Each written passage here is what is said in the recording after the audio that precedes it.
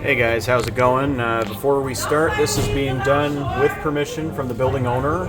Do not use keys without permission. I'm walking the general manager of this Buffalo Wild Wings how to do fireman service on this elevator.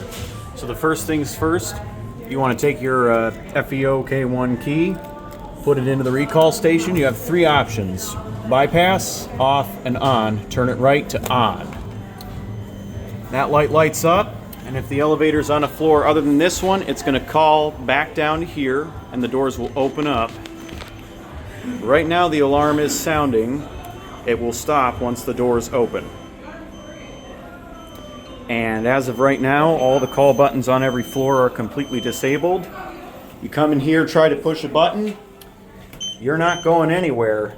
None of the buttons work apart from the alarm bell and the phone. So now, the first thing you want to do is you want to look here and make sure that this light is on and not flashing. Then, if you want to operate the elevator, you put your key in, open up the panel, and then you have a second key switch in here, turn it to on. Now we can operate the elevator. You can select a floor, say you don't want to go there. You have a call cancel button. And alternatively, I'll show you this in a little bit, but anyway, okay, the door buttons do not work. However, we do have an alternate set of door buttons in case those don't work. So in order to close the door, push and hold the door close button, take your finger off, it opens back up. All right, hold it until it's closed completely. Oh yeah, the sensors are bypassed. I meant to tell you that. So now let's go up to 2.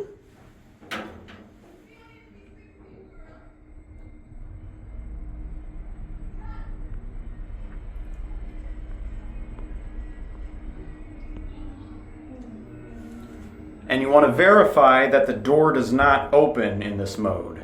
To open the door, you have to press and hold the door open button.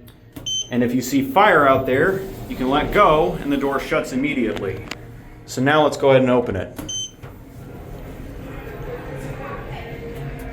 So you discovered this earlier, but the safety eye is disabled when in this mode. So if you're closing the door, sensors are disabled, the door won't reopen unless I let go of that door open button. Now if I want to hold the car at this floor, I can turn the key back 1 notch to hold and remove it. Also, if any calls are placed, turning it to hold cancels the calls. Additionally, you can also cancel any calls with your stop switch here. So you push to stop. Now the elevator is going to stay at this floor until you turn it, pop it out back to run. And let's say you want to send this back to the main floor, turn this to off. The door automatically closes and the alarm will sound upon the doors closing. However, if you hit the open button while it's closing after you've turned the key to off, that will reopen the door. And then once it arrives and the door is open, it's not going to go anywhere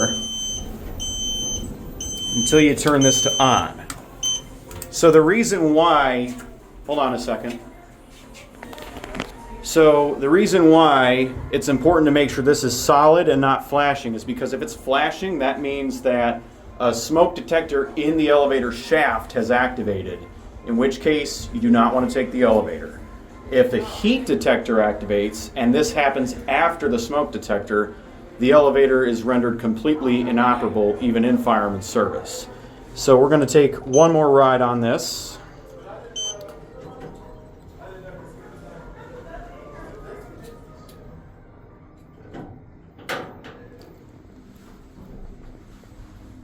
You can also use the call cancel button in transit, but of course that really doesn't do much because this is only a 2-story building. If you have multiple calls in transit, it'll cancel as soon as it gets to a floor. So if this were a 3-story or more building, hitting call cancel in transit, say you're going to 3, you don't want to go there anymore, you can hit this before you're at 2 and it'll cancel. And another nice thing is you don't have to open the door.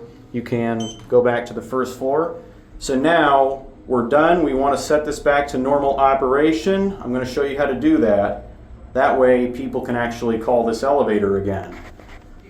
So first things first, go back to the main floor and open the door. Turn this switch off, close up the cabinet, and then come back here to the first switch, put your key in, turn it to bypass, wait 5 seconds, and then go to off. And now we're back in normal service. One more thing I'd like to note is should the fire alarms go off in the building, this will automatically activate, and so after you clear your fire alarm panel, then you take your key, go to bypass, wait 5 seconds, and then go to off, and that's how you reset it after a fire alarm activation. All right, if you got any questions, you can reference this video. Thank you so much for your time.